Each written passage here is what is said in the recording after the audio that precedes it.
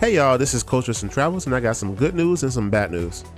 The good news is the Skyride over at Busch Gardens, Tampa is finally going to reopen officially on February 2nd. The bad news, if you're not a pass holder, you're going to have to pay $5, and that's $5 per one-way ride. So if you want to make a round trip, you have to pay $10.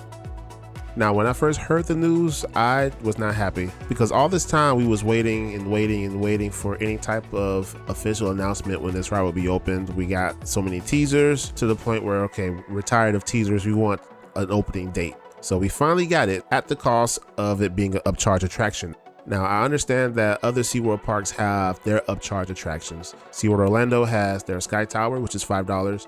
And the Skyride over at SeaWorld San Diego is also an upcharge. The thing I don't understand is why they're upcharging a ride that's primarily made for transportation. I can understand them upcharging the Sky Tower because it's mostly just an observation ride, and I guess there's maintenance costs as far as keeping it up, even though every time I go to SeaWorld it's more down than up.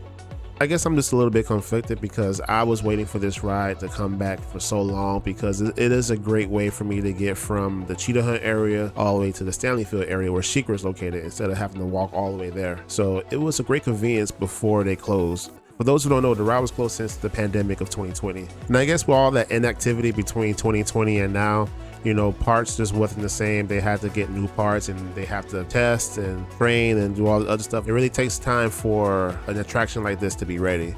The main reason why I think they're even doing an upcharge is for maintenance reasons.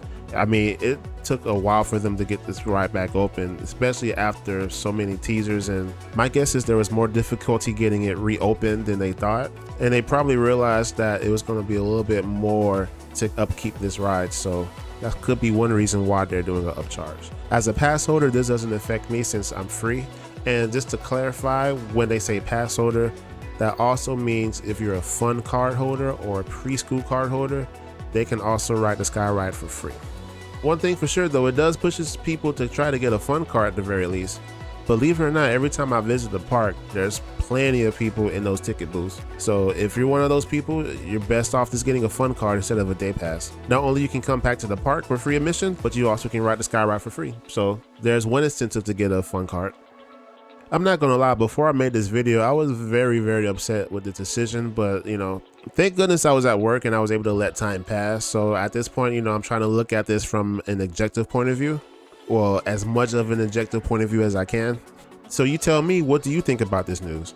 Are you happy that at the very least Skyride is operating again? Or are you upset that now non-pass holders have to pay a $5 upcharge? Let me know in the comments below. Did you know SeaWorld Entertainment changed their name? Click this video here to find out more information. I'll see you there.